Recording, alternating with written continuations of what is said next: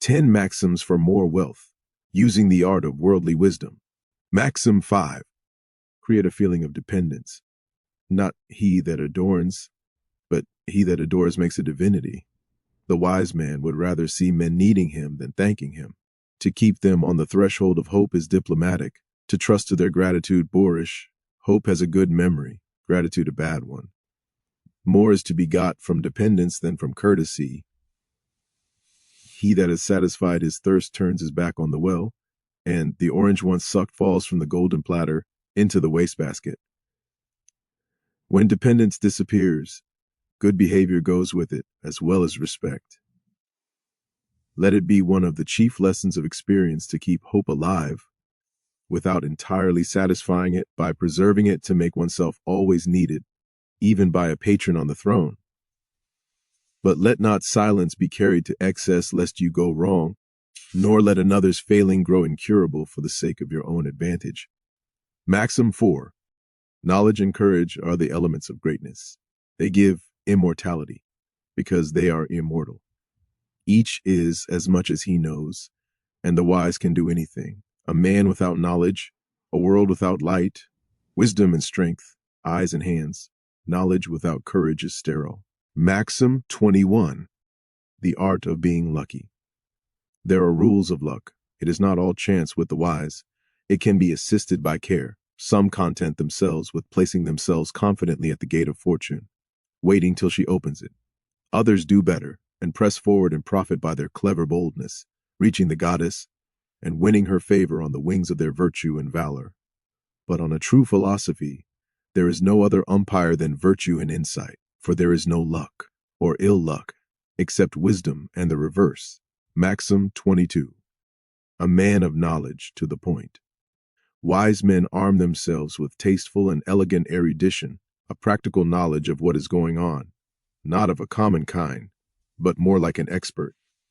They possess a copious store of wise and witty sayings, and of noble deeds, and know how to employ them on fitting occasions. More is often taught by a jest than by the most serious teaching. Pat knowledge helps some more than the 7 arts, be they ever so liberal. Maxim 39. Recognize when things are ripe and then enjoy them. The works of nature all reach a certain point of maturity. Up to that they improve, after that they degenerate. Few works of art reach such a point that they cannot be improved. It is an especial privilege of good taste to enjoy everything at its ripest. Not all can do this, nor do all who can know this. There is a ripening point, too, for fruits of intellect. It is well to know this both for their value in use and for their value in exchange. Maxim 97. Obtain and preserve a reputation. It is the usufruct of fame. It is expensive to obtain a reputation, for it only attaches to distinguished abilities, which are as rare as mediocrities are common. Once obtained, it is easily preserved. It confers many an obligation, but it does more.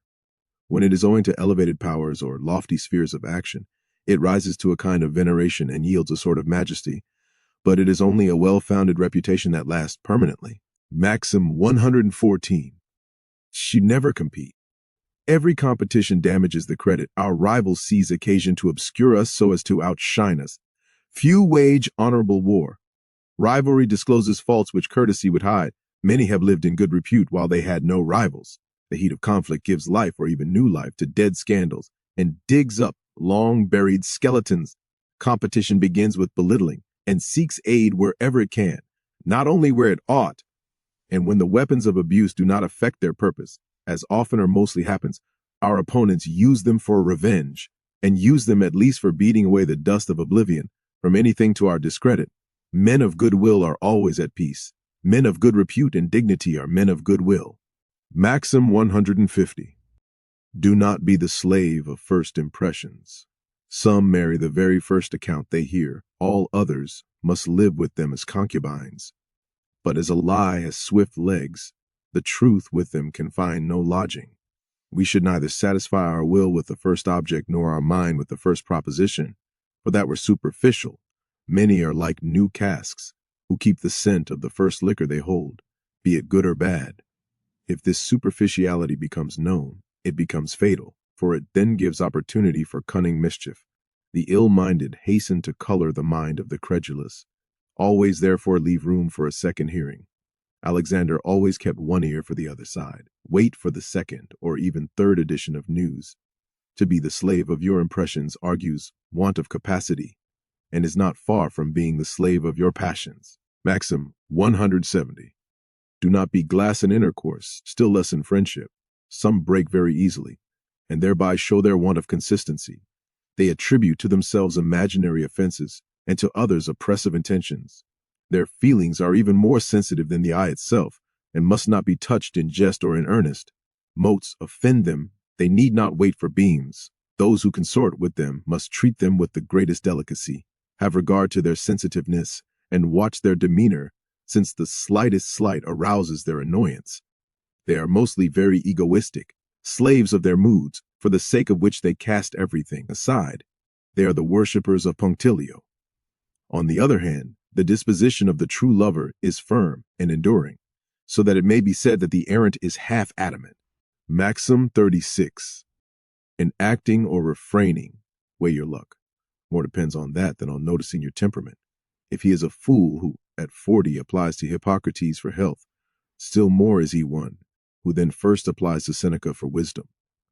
It is a great piece of skill to know how to guide your luck, even while waiting for it, for something is to be done with it by waiting, so as to use it at the proper moment, since it has periods and offers opportunities, though one cannot calculate its path. Its steps are so irregular. When you find fortune favorable, stride boldly forward, for she favors the bold, and being a woman, the young. But if you have bad luck, keep retired so as not to redouble the influence of your unlucky star. Stay tuned for more information on better health, more wealth, and increasing self-improvement. And with that, more to come.